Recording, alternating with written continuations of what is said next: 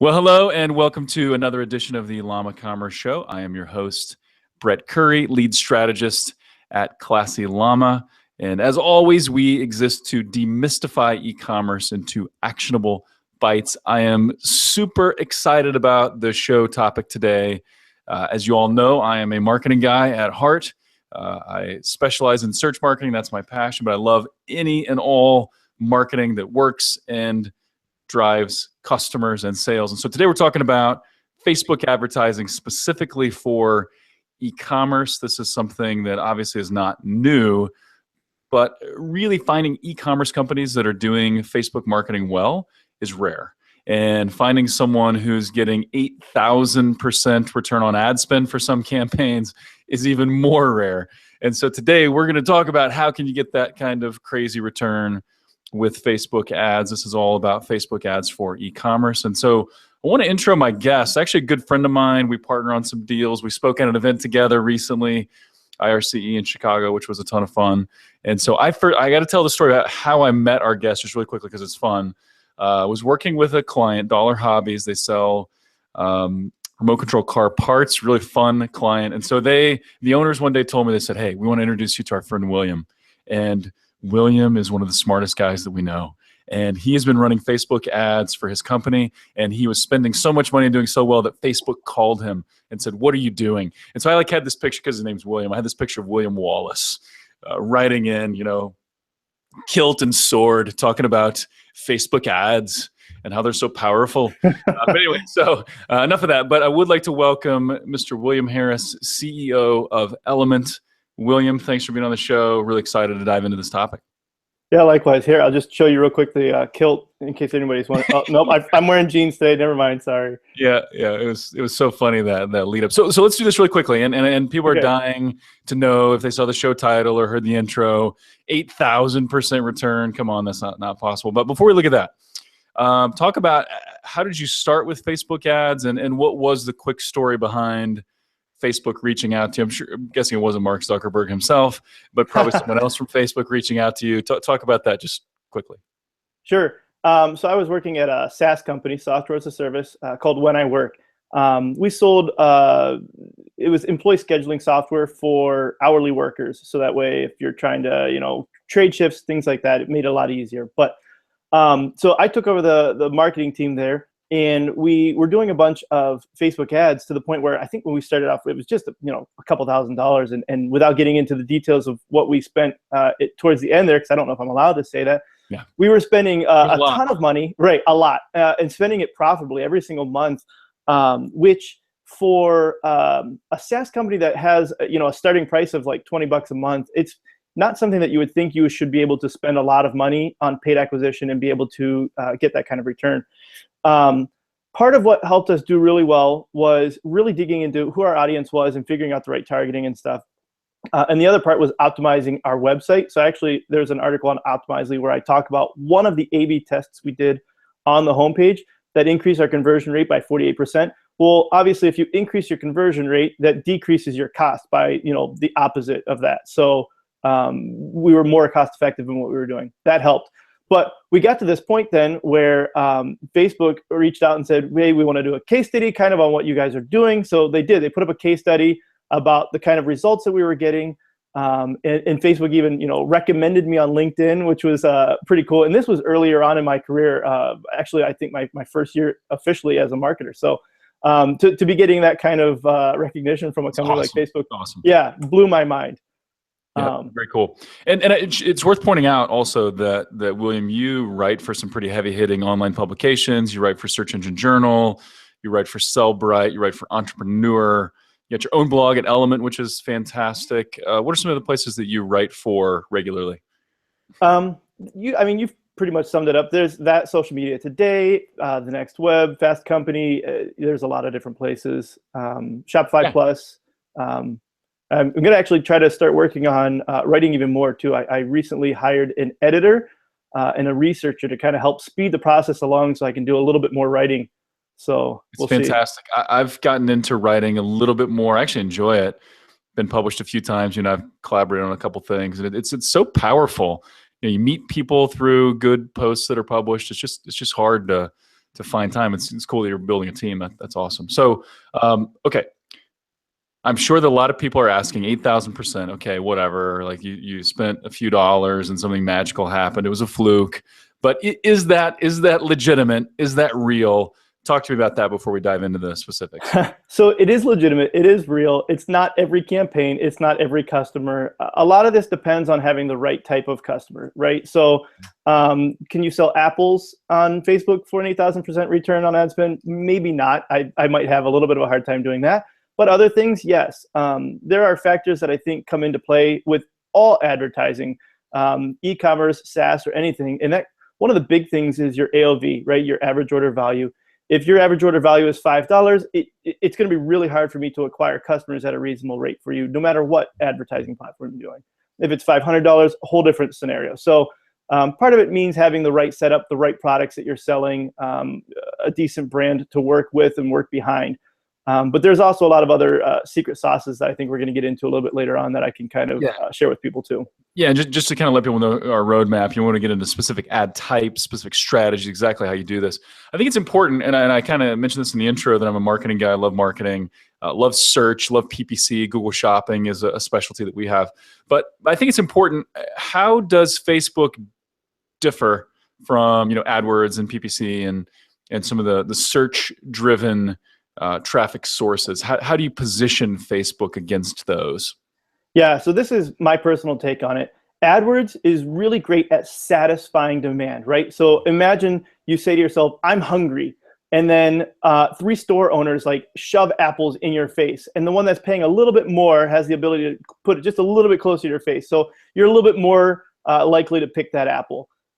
That's AdWords. It's very algorithmic. It's very much based on this idea of like what keywords are working, what keywords aren't working, what time of day, what's your bid strategy. It's very like it's algorithmic, right? Mm-hmm. Whereas Facebook, I think, is a little bit. Those things are important there too, but it takes it a little bit and creates demand. So instead of saying that you're hungry, you say I'm hungry, but I don't know what I want, right? So this time you're looking at it, and Facebook's going to maybe start looking at your likes. It's going to look at your interests. It's going to look at different demographics with you, and it's going to look at what time are you normally hungry. And so you might not even say that you're hungry yet, but your stomach's rumbling. You don't even realize you're hungry. And now all of a sudden you see an ad for a pear, and this pear is juicy, and it's got an image associated with it. It's got some really creative copy that entices you. What are those Harry and David pears? Yeah, there you go, right. And it says, this is the healthiest fruit that you can have. And you say, you know what, I am hungry, and I really want a pear. So it's creating that demand in what you otherwise wouldn't have already had. Does that make sense? Yeah, it does. And the thing about search-based marketing, it's how I cut my teeth and how I got into online marketing, so I love it. I do love the aspect of figuring out what are people typing in, and then what is the intent behind that, and what are people actually looking for, and what keywords indicate the types of problems that we could solve, or our clients' products could solve. And so kind of trying to solve that puzzle and that riddle.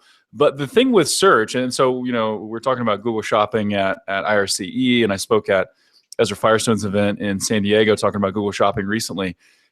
It is limited though, because you're limited to the number of queries, right? So I can only show my ad for, I don't know why you're picking fruit. Anyway, so it's almost lunchtime. So, you're limited by the number of people that search for apple or for pear or for hoagie sandwich or whatever. You can't, if someone's not searching for it, you can't show up for it, right? So that's where Facebook is different in that it's demographic based, and you can find people that fit your target demo, and then be really smart, like running ads at lunchtime and things like that. And you can drive people where I remember, you ever heard of a guy named Eugene Schwartz? Yeah, of course. This will show my marketing nerdiness, and yours too, apparently.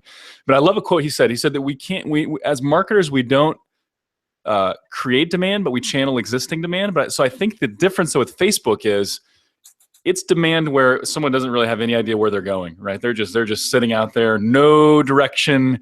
So as marketers, we can really point them. And I think that's exactly what you're saying, just maybe a slightly different spin. Yeah, I've heard people talk about the idea of like the limbic system, right? And that you buy based on this reptilian brain. And I don't know how much I get into all of that, but I really like the psychology of it. But it's that idea that you buy without even realizing why you're buying.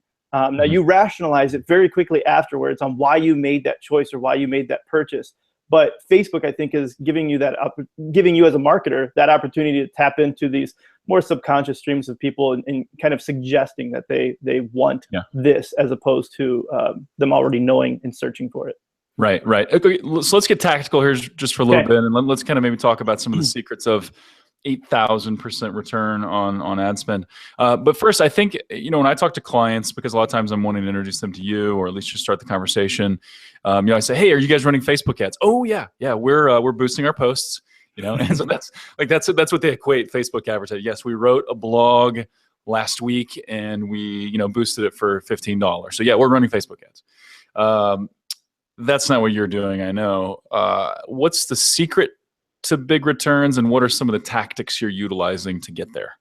Sure. So I think it starts by kind of setting up like a game plan of how you're going to do this. And obviously, we're going to look at this from a strictly e-commerce perspective. So if you're not e-commerce, you can maybe tune out, but don't, because we want more viewers. Exactly. But I'm just kidding. But anyway, so what I like to look at is there's different levels of the types of campaigns we want. And one of the most important ones are you want to increase the conversion rate that you already have of traffic that you already have coming to your website, right?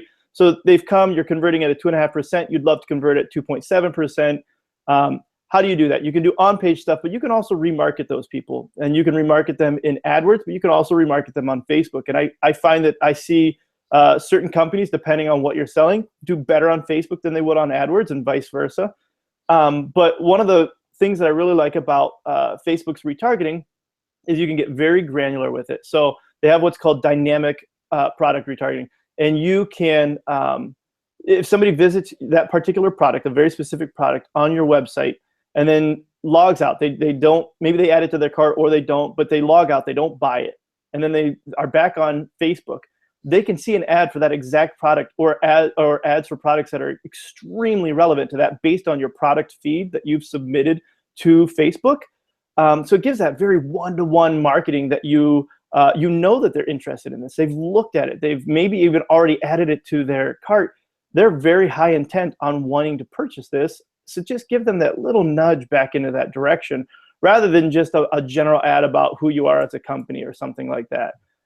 So I really like that aspect of things, and that's one of the campaigns. Often where you recommend people start? So someone starting on Facebook, they would often should start with dynamic retargeting?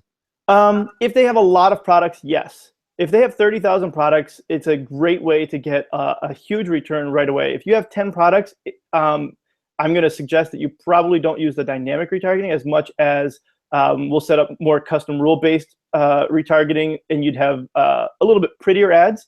And the reason why is the feeds that you're going to get, the ads from the dynamic retargeting, are not the prettiest. It's kind of like a set standard ad. It's got the picture of the image, or the image of the product. It's got the price. It's got the title. That's about it.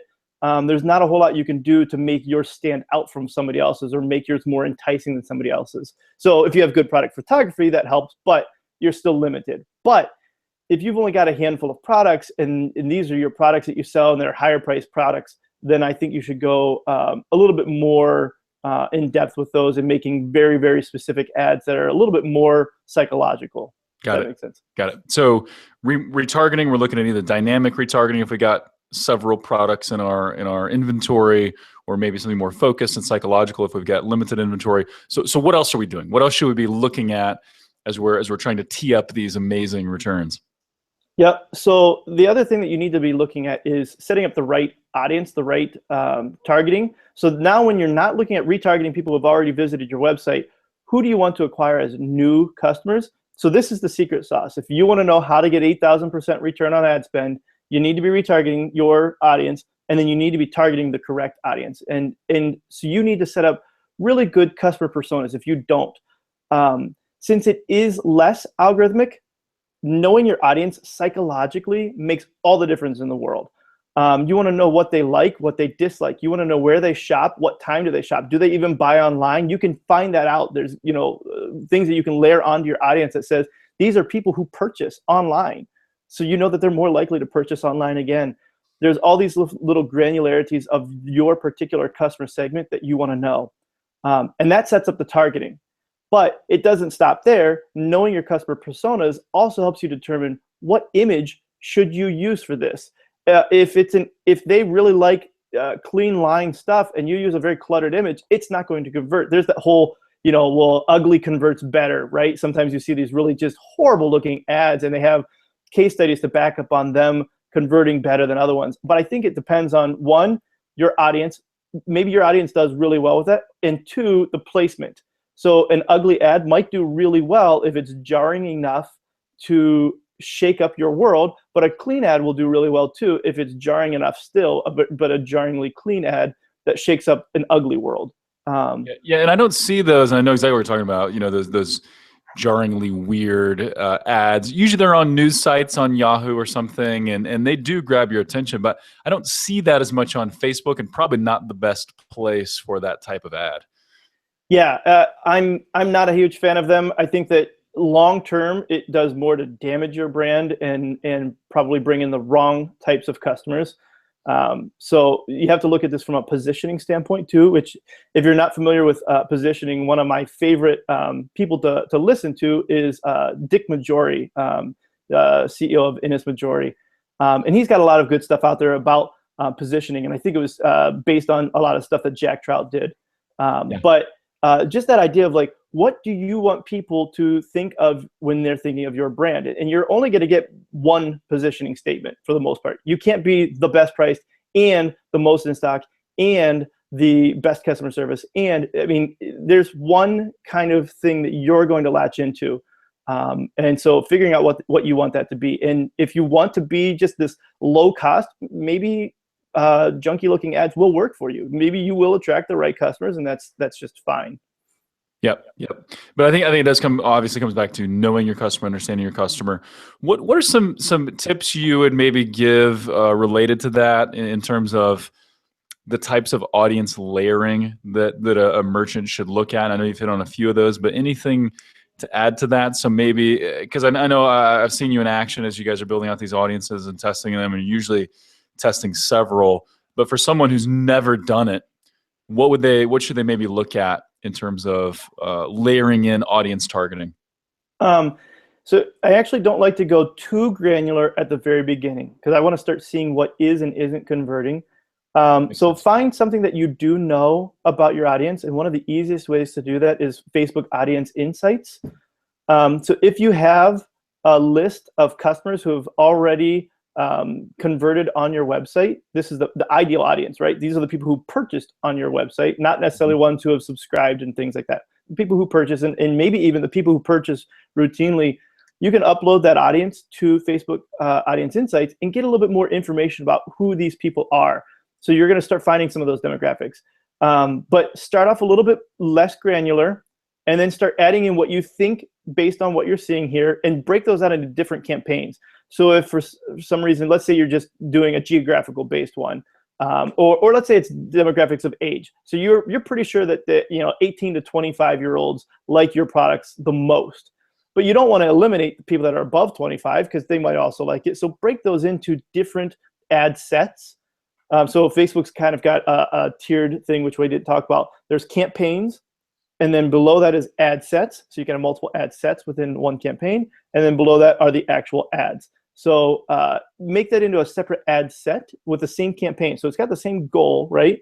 But you maybe have that audience that you have, 18 to 25, and then that same audience for 25 to 35, that same audience 35 to 45. So you can start to see which one is converting better, worse, and you'll start to learn more about your audience by doing it that way. Gotcha. So maybe when you're starting off, be a little bit broader, more open, and then narrow as you see the results coming in. Yep, but narrow intelligently based on what you know about your customer. Right. What are some of the mistakes you see merchants making? So specifically in e-commerce, but this could be Facebook in general. What are some mistakes you see people making around Facebook ads? The number one mistake is not doing it. There's just too many people not doing it. And there's a lot of people that are intimidated by it, right? It's like there's a lot to this. It's intimidating. Yep. Yeah, absolutely. I'd say the biggest mistake outside of not knowing your customers, though, is not putting the right creatives out. So if you've got, maybe you've got like this trial version of Adobe Lightroom or Photoshop, and you're going to try to make your ad yourself, you might not be an advertiser. So you know your audience. Try to convey that to somebody who is a copywriter and somebody who is a graphic designer who understands how to grab attention. So when you're scrolling through the news feed, a white and blue ad that's the same color Facebook ad, it's not going to convert as highly. Why? Because you're not going to see it. And so these are things that you might not be thinking about if you're not a graphic designer who's got a background in advertising. But if you are, you're going to say, I want something that's going to jump out at me, because that image is the first thing that I'm going to do to stop somebody from scrolling. Now, once I've got them, the very next thing that they're going to see outside of that image is the headline, right? That's like the big bold text. That's probably where their eyes are most likely going to go, because that's where the next focus point is. So having good copy there is going to further affirm that they want to read more. They read that, they think, oh, that's interesting. They're probably quickly going to scan the other text that you have there, anything else that's going on, and then they're going to click to go purchase this or whatever. If you're not looking at it from an advertising perspective, if you're not working with a copywriter who understands what words convert and don't convert, you might miss out on a lot of conversion, and then right Facebook ads off is not working for you. And I think that's where the mistake comes from. People try it and they're like, oh, that's because it's not that hard to set up once you get in there. But they try it and they say, oh, it didn't work for us. Yeah, and that's, it's so important to get first identifying the right people, then having an ad that actually stops those people in their tracks and makes them want to take action and take the right kind of action. And as you know, there's a lot of psychology into writing copy and images that drastically can impact whether something actually works or not. Let's talk a little bit about. I know we're kind of hitting this from all different angles, but I think in the end it'll be helpful for viewers.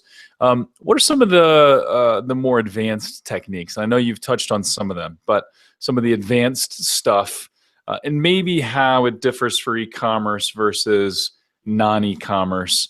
So anything additional in terms of advanced stuff that you haven't already shared?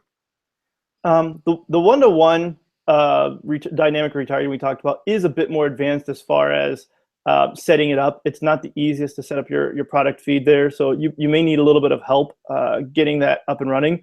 But once you do, it is a tactic that I think works really well.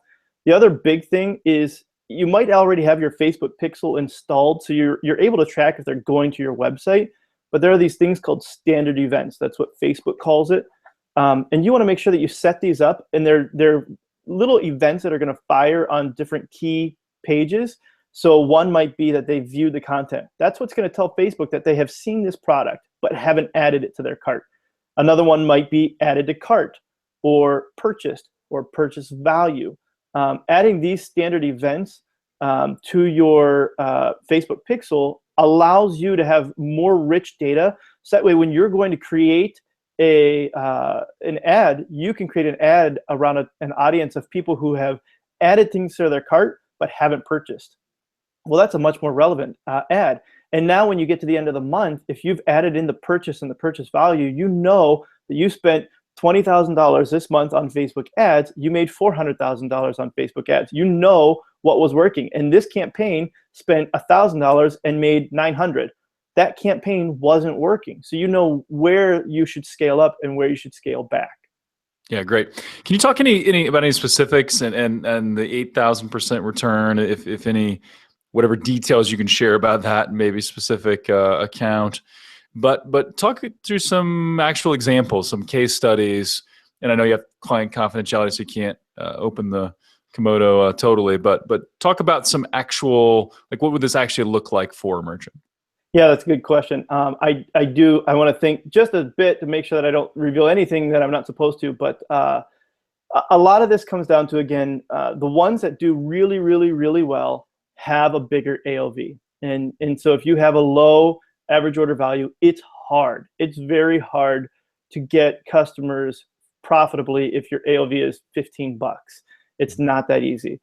But if you have an average order value of $100, $200, $500, your ability to advertise obviously goes up. And I think most people who have done any type of paid advertising understand how that works already. So nothing unique there, but it does make a big difference. Other things too are if you're selling more like subscriptions, right? So there's the e-commerce subscription model. Yep. You can look at that from a lifetime value of your customer. Now, if you're a bigger advertiser, you should be looking at lifetime value already anyways. If you're a smaller advertiser, you're going to probably want to focus more on your cash run rate, right? So you know that maybe their lifetime value is $1,000, but your average order value is still $15. And it's going to take you, a couple of years for them to make enough purchases to pay you back for the advertising. You can't spend based on their lifetime value. You still got to be able to spend based on what you have to be able to spend the next month on advertising. Right. But if you've got the cash flow and they're subscription based, and you know that on average they spend $15 a month, but they do that for 10 months is your average. So you've got $150 now is your AOV for your lifetime value then for these customers. You can spend more to acquire that customer, and I generally like to look at no more than 1/3 to acquire some type of a subscription based customer. So if the lifetime value is $900, spend $300 should be okay. But that's about the top of the line. You don't want to spend more than that. And again, still going to come down to whether or not you can afford that from a run rate, from your cash flow standpoint. Got it. But as far as specifics of this case, they did everything right. Everything we talked about. They had the right images. They had the right creative. They knew their audience. We had very specific targeting. They had an AOV of over $100. So we were able to just put everything into play, and there wasn't a lot of other competitors in their space advertising. So, and how long did it take to get to that level? Like, did that take months to dial that in? Was it more like weeks? For us, because we know where we want to move and we can move quickly, we were able to get that to them here within about a month or two of testing different things. If you're not able to, and it depends on your spend. If you're only spending $500 a month, you can't test as much. But if you have a high enough spend, you can do a lot of testing very quickly and learn a lot. So you can do that, in a matter of weeks, months, depending on the volume. I guess it's independent. But I would say usually within a month or two, you should be able to figure something out. I think one of the other important things is thinking about what types of ads. So I was joking around about the boosted posts earlier. You're talking about image ads and talking about remarketing ads. But so for e-commerce and running these product ads, so how else do you recommend using product ads in Facebook, or anything you can share on that topic? Sure. So Facebook also has the carousel ads. I really like those.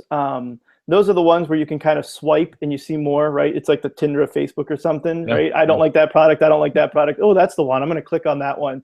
So I really like that because the ad might be engaging enough for them to see a product that they are kind of interested in, to swipe and then maybe see the one that they really want and go there. And so we do have a lot of good return on those. We also like to set up people with just some basic general targeting of your brand. So if you have a brand that's polarizing, doing something different, doing something new, and you want to kind of tell your story, I think that there's a lot of e-commerce, especially niche e-commerce shops now, that are becoming more of capturing, again, we're coming back to that positioning. How can you tell that positioning and win fans, not necessarily customers, win fans, people who are now more than a customer. These are people who want to be your customer and tell the world about you because they are impacted by what you're doing. So I think that those are also good ads, depending on your company. And then video is huge too. So if you have a product that would do really well with videos, then I think that makes sense. An example of that would probably be some bidet covers, the toilet seat covers or whatever that are bidets. I mean, that's all well and good. And I've been seeing those on Facebook and other places, and I'm not being retargeted. I don't know. It's like a trend or something. They're out there, man. There's some good stuff out there that's pushing it, and it's an interesting concept. But in America, we're not all that used to having something squirt water up at us when we finish on the commode. So it's a little bit unique and whatever. So a video might be a really great way for people to just kind of start getting you into that mindset and kind of retargeting on you. That you might end up clicking over to the just a quick note because this is funny. Like to look at an ad that is arresting. I think the one I saw recently was something along the lines of "Stop going to the bathroom like it's 1890." Yeah, talking about how primitive everything is, And so anyway, it's effective use of Facebook marketing for sure. I probably did click through. It is. And so here's the thing though. So then you click through, and this is where it's really great. So if you have a product that's not as easy to sell, but if you sell it, you've got a decent enough AOV, you can retarget them. You can market them first on just the idea and selling the concept of your product. They click through. You now know that they're more engaged. They've already clicked through, so they're somewhat interested. Now, if you're going to send them a new one, you can create an audience of people that have visited that page, so you can get URL-specific audiences in Facebook, and then target those people with more of a direct response ad. So now you're actually going to ask them for a commit. So the first time you're just telling them about the product. You're asking them to visit the page and learn more. This next time now, you're going to ask them to commit. And they're a little bit more likely to convert because of the nature. They've already learned a little bit more about the product and how it works. Yep, makes sense. So now I'm saying, hey, have you ever thought about a bidet, you savage? And then if I click and I'm interested, and I'm like mildly interested, or maybe I'm just curious, I just want to find out what this is about. Now you can come back and say, okay, here's how you buy it, get an in-home trial, discount, whatever the offer may be. Exactly. So we have now successfully laid out campaigns for apples and bidets. Well, if you eat a lot of apples, you may need the bidet. So exactly. Oh, good stuff. Yeah. So how often are you thinking about funnels, William? And so like what we're just talking about would be a funnel where you're saying, okay, let's get an ad that will at least get interest and get people to take some action. And then we're going to do some follow-up ads to kind of take them further in the shopping process and then eventually purchase. How often do you consider that, and any insights there? Because a lot of times take search as an example, you're running an ad, sending them to a product detail page, either buy or they don't, you get some remarketing. It's not as funnel heavy as much in search as it might be in Facebook. So any insights on funnels? Yeah, so I don't set up a lot of funnels for a lot of e-commerce. Again, because if I'm paying to get you to that website and I'm paying to get you to come back, the overall cost to acquire that customer at an AOV of $25, it's not going to work. You're not going to be profitable. But it does work if you have products that need described more, that need a little bit more introduction to them. It works very well for them. And if you have an AOV that's going to be high enough to do that, it works very well. Now, that being said, almost all e-commerce campaigns that I guess I have set up are doing some type of a funnel. And that's the idea of, I am advertising your brand, and then you go to the website, right? Or you've advertised products and you click on those products, and then I'm retargeting you. So I am kind of setting up somewhat of a funnel, a dynamic funnel, right? That using the dynamic retargeting. So that way, any of these products that I've sent you to, if you still didn't add them, I am still retargeting you, but not expressly setting up funnels for the nature of funnels for most e-commerce. This is going to be a bit of a it's one of those questions where the answer is it depends. I know that going in, but what are the ad formats that you find usually working best for e-commerce, and any insight around the mix of ad type? So we talked video, carousel, remarketing. Any insights around how you might think about splitting up your budget, and then also any insights on which one often does better? And I know that's going to depend on the product. Sure. Start with retargeting usually, because it's going to be the easiest amount of return. So let's say you're spending $1,000 and you're getting $5,000 back. You now have a little extra income that you can put towards other campaigns, but it's usually going to be the most positive ROI campaign.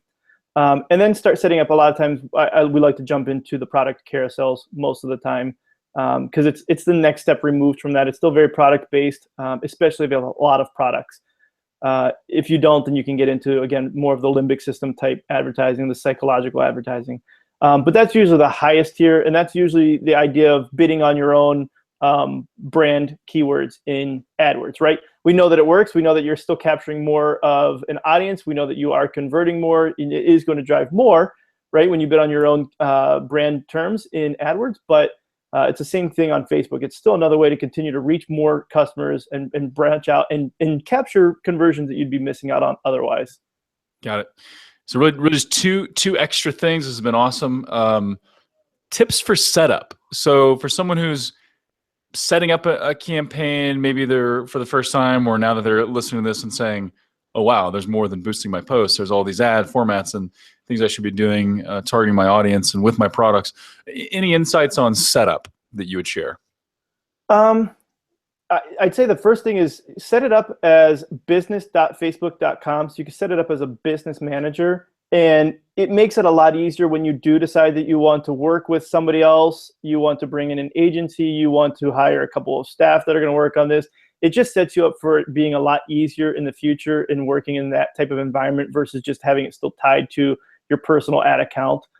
And then the other tips for setup, I guess, would just play around. Facebook has a ton of great references out there as far as setting all this stuff up, and they walk you through it really well. Of all ads platforms, I don't think any of them do as good of a job of walking you through setting this up. Don't worry about Power Editor. You're probably not going to be doing that as a solopreneur or running a small e-commerce shop. Just go ahead and set them up through that. And if you need help, ask. Just talk to people who have done it. And this is where you'd also be looking at setting up your events, like people that add to cart and don't purchase and things like that to make sure you're collecting all the data that you need to collect so you can use it later. Exactly. You got to set that up from the very beginning. Don't even start advertising until you have that set up, because then you're going to spend $1,000 and have no clue whether or not it did any good. Yeah. And that may even be, so if someone is in the boat where they're saying, okay, I know that I need to advertise on Facebook, I still want to learn and grow, they should probably go ahead and set up the pixel, right? Yep. And maybe start looking at creating some of these events so they can start building a list, and so that they're ready to go, so that those audiences are ready to go when they're ready to pull the trigger. Yeah, if they have those standard events set up, even if they're not advertising, it's still going to be Facebook is going to be tracking whether people have purchased, whether they've added to cart, and so you can start to make sure that the pixel is set up correctly, and you'll start to get some insights into that that's built into Facebook now that you'll be able to use for creating different audiences around that. Awesome. What trends are you seeing, William? And just peer into the future, if you would. And I know it's hard to do, but any trends, any predictions of what's coming next or what's happening with Facebook ads? I think a lot more people are going to be getting on them the end of this year in 2017. And I think it's going to become less cost effective, but if you're one of the first people to get in there for your type of niche or your geographic location or whatever, I think that you'll have the opportunity to kind of capture a lot of the audiences quickly and become kind of the go-to brand for that. But I think that you'll want to get on it sooner than later, because I do think that there's going to be a big migration of e-commerce people that are starting to adopt it. And not just small mom and pops. I'm talking about a lot of big, giant companies that still don't advertise on Facebook that I think are going to start advertising there. And then the other thing that I think is going to be happening, I'm excited to see more data as far as what you can target and more granularization of, how do I want to say it? Right now, Facebook allows you to set up some custom audiences around things that they've done that have interacted with your posts. So if they've interacted with your video, if they've interacted with your lead gens, things like that. And this is new, but I think that they're going to expand that to more interaction-based things. So that way people who have done this action on your page or this action with these ads and being able to target that way. So that'll be great for funnel setup. And if you are doing something like that, okay, I know that I've advertised them about this video, and now I can also engage those people who didn't click through to that page, but they've interacted with the video. They've watched it, they've clicked it, they've liked it, whatever.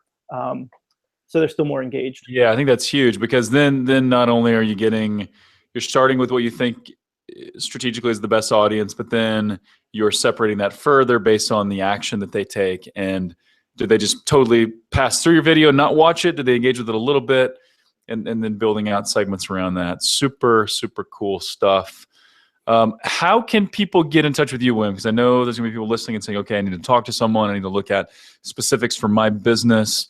How can people first just read up on you, follow you, and then how can they connect with you? Sure. So my website is Element, phonetically like the periodic table of elements, but it's spelled ELUMYNT.com. And then you can just drop a line there. I've got a contact form that you can send. On Twitter, I'm pretty active there. It's just at William Harris 101, WMHARRIS 101. And then I'm writing all over the place. One of the places that I write probably the most often about e-commerce is the Sellbrite blog, which is SELLBRITE.com. So you can ask me comments on those, things like that. But I'm pretty easy to get a hold of.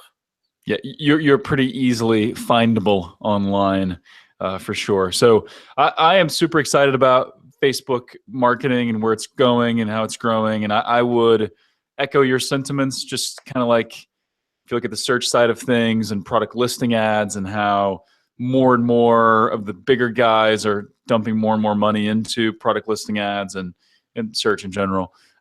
It does make it a little bit harder for the smaller merchants. So the sooner you can get in on Facebook ads, find what works for your business, the better off you're going to be. Because you know that is the one advantage of smaller businesses is we can be faster, right? We can be faster. We can innovate. We can execute quicker often than the big guys can, and do it smarter as well. So, William, this has been fantastic. Thank you so much. We'll have to do this again. And so, any parting words of wisdom for our listeners? Parting words of wisdom. Man, I got nothing. I wasn't ready for that question. I know, I totally. that was not fair on my end. I totally threw that out there. But I just, what I've seen, I guess, going around on Facebook was be kind to everyone and party on, or whatever. Be excellent to each other and party on. So now that, see there. Now I knew, I don't ask that question for everybody, but I knew you would have an answer, and that was a good answer. Yep. Be kind to everyone and party on. I love it. So connect with William. As always, let us know what you thought about this show. Let us know what you'd like to see more of, less of. We would love it if you'd leave us a review on iTunes. That helps other folks find out about us. And so with that, until next time, stay classy. Thanks, William.